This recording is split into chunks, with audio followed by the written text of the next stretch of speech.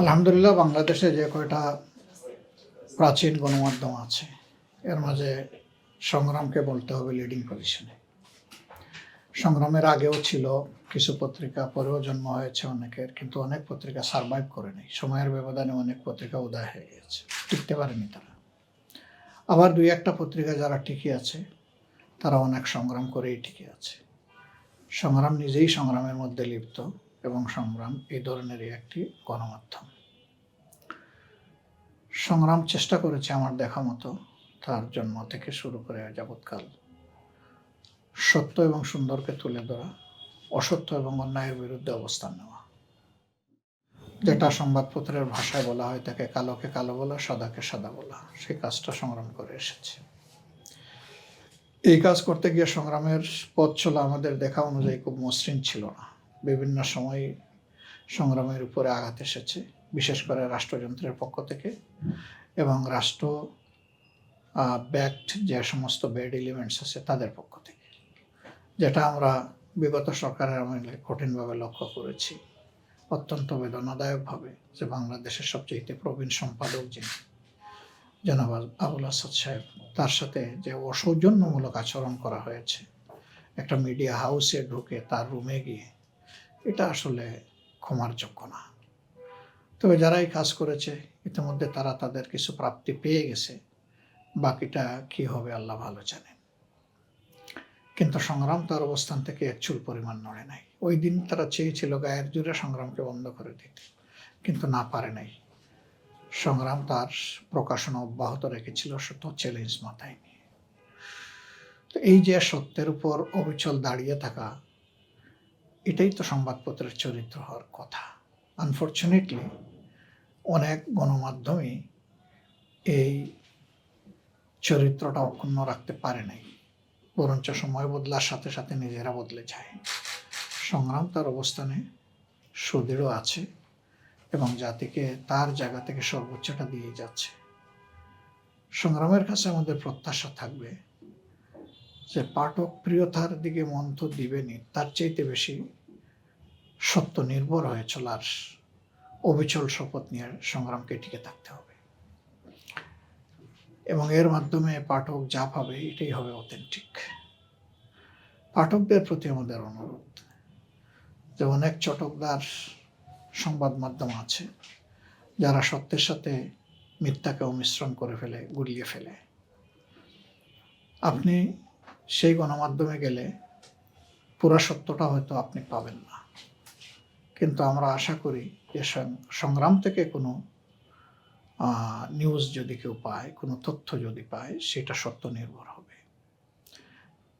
সংগ্রাম যেমন জাতির প্রতি সংগ্রামের একটা দায়বোধ আছে, ঠিক এই সংগ্রামকে ভালোবাসারও একটা জায়গা পাঠকের মনে তৈরি হোক, সেটা আমরা চাই। এইভাবে যদি সত্য সন্ধানী গণমাধ্যমকে উৎসাহিত করা হয়, তাহলে নতুন নতুন আরও এই ধরনের ভালো গণমাধ্যম দেশে তৈরি হবে। তবে সংগ্রামের প্রতি এটাও আমাদের প্রত্যাশা যে সংগ্রাম তার মানকে অব্যাহতভাবে এগিয়ে নেওয়ার জন্য সর্বাত্মক চেষ্টা করবে। আমরা 51 বছরের মাথায় এই প্রতিষ্ঠা বার্ষিকীতে সংগ্রামকে বাংলাদেশের মিডিয়া জগতের একটা পিলার হিসাবে দেখতে চাই। একটা মজবুত পিলার হিসাবে সংগ্রাম যেন নিজের অবস্থানকে দৃঢ় করতে পারে, সেই অবস্থানে দেখতে চাই। সত্য সন্ধানী পাঠকদের পিপাসা নিবারণের একটা ঠিকানা হিসাবে দেখতে চাই এবং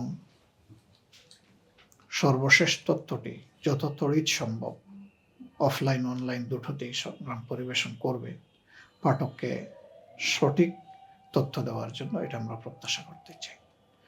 সংগ্রাম এবং সংগ্রাম সংশ্লিষ্ট যারা আছেন, সংগ্রাম পরিবারের সবাইকে আমরা এই প্রতিষ্ঠা বার্ষিকীতেও অগ্রিম অভিনন্দন জানাচ্ছি এবং সংগ্রামের পাঠকদেরকে আমরা অভিনন্দন জানাচ্ছি। আগামী বাংলাদেশ নির্মাণের জামাতের পরিকল্পনাটা, নতুন বাংলাদেশ ইনশাল্লাহ পরিকল্পনা তো আমরা আমাদের শুধু বক্তব্যে না, আমাদের আচরণেই আমরা জাতির সামনে তুলে ধরার চেষ্টা করছি। কার্যত আমাদের জাতি এখন সবচেয়ে বড় যে সমস্যায় ভুগছে সেটি হলো আস্থার অভাব এবং সামাজিক নিরাপত্তার অভাব, একটা আটটার সাথে জড়িত। তো আস্থার অভাব এবং সামাজিক নিরাপত্তার অভাব যে কারণে, সেই কারণটা হচ্ছে রাজনীতিতে দুর্নীতির ব্যবসা। কিছু লোক রাজনীতিকে নিজেদের ব্যবসার পণ্য হিসাবে গ্রহণ করেছেন। এই জন্য তারা মানবিক মূল্যবোধের বাইরে গিয়ে এমন কিছু কর্মকাণ্ড করেন যাতে গোটা জাতি ক্ষতিগ্রস্ত হয়। ব্যবসা করতে গিয়ে তারা সাধারণ মানুষের টাকা নয়ছয় করেন। সে টাকাগুলো আবার দেশের বাইরে তারা অন্যায়ভাবে অবৈধ পথে পাঠিয়ে দেয়। এর দ্বারা উন্নত দেশগুলো লাভবান হচ্ছে, কিন্তু আমাদের মতো একটা স্বল্পোন্নত দেশ ক্ষতিগ্রস্ত হচ্ছে। অনুভূতির এই জায়গাটা, কালচারের এই পলিটিক্যাল কালচারের এই জায়গাটা আমরা পরিবর্তন করে দায়বোধ সম্পন্ন রাজনীতির ধারা আমরা বাংলাদেশে চালু করতে চাই। যে রাজনৈতিক পক্ষের সমস্ত কমিটমেন্ট অবশ্যই ফুলফিল করার সর্বাত্মক চেষ্টা করতে হবে এবং জাতির কাছে দায়বদ্ধ থাকতে হবে। এখন সেই দায়বদ্ধতার জায়গাটা নেই। ফেসিবাদ বিদায় নেয়নি, ফেসিবাদের একটা অংশ ফেসিবাদীরা বিদায় নিয়েছে, কিন্তু ফেসিবাদের অনেক আলামত এখনো সমাজে রয়ে গেছে। এই যদি দুর্নীতি, চাঁদাবাজি, দখল বাণিজ্য এবং স্বজনপ্রীতি, বিচারকে প্রভাবিত করা, বিভিন্ন জায়গায় সন্ত্রাস কায়েম করা, ভয়ভীতি মানুষকে প্রদর্শন করা, সবই তো বিদ্যমান হয়ে গেছে। আমরা এগুলো নির্মূল করতে চাই।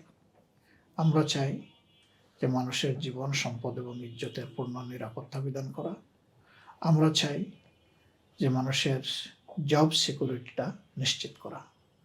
বিশেষ করে ইয়াং জেনারেশন, তারা পটেনশিয়ালি স্কিল হবে এবং তাদের সেই দক্ষতা নিয়ে তারা জাতি গঠনে অবদান যেমন রাখবে, বিশ্বের দরবারে যেখানেই যাবে সেখানেও তারা গুরুত্বপূর্ণ অবদান রাখবে।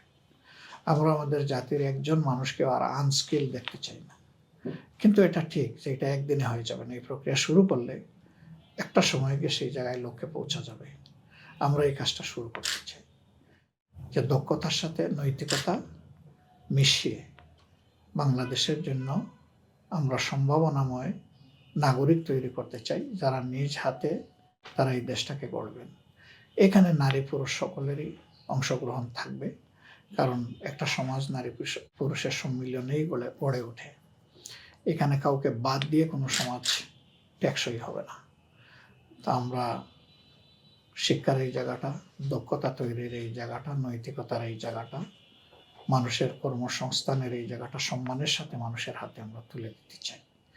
ইভেন আমরা বেকার ভাতার এই প্রচলনেরও পক্ষে নয়, কারণ বেকার ভাতা মানুষকে আরো বেকার বানানোর দিকে উৎসাহিত করবে। আমরা তো বেকার দেখতে চাই না, আমাদের প্রত্যেকটা যুবককে সম্মানের জায়গায় কাজ আমরা তাদের হাতে উঠে গেছে সেটি দেখতে চাই। এবং আমরা এই জন্য প্রতিশ্রুতিবদ্ধ যে আমাদের যুব সমাজকে আমরা ধারণ করব, সে ছেলে হোক মেয়ে হোক, তার যোগ্যতা অনুযায়ী সে যেন তার কাজটা পেয়ে যায় এবং সম্মানের সাথে জাতি গঠনে সে যেন অবদান রাখতে পারে। আপনি কষ্ট করে সময় দেওয়ার জন্য সময়ের পক্ষ থেকে অনেক ধন্যবাদ। সামনে নির্বাচন গুরুত্বপূর্ণ, দোয়া করেন এই নির্বাচনের মধ্য দিয়ে সুশাসন প্রতিষ্ঠার একটা দুয়ার উন্মুক্ত হোক, যাতে জাতির সামনে নতুন মুক্তির আলো দেখা দেয়। সবাইকে ধন্যবাদ।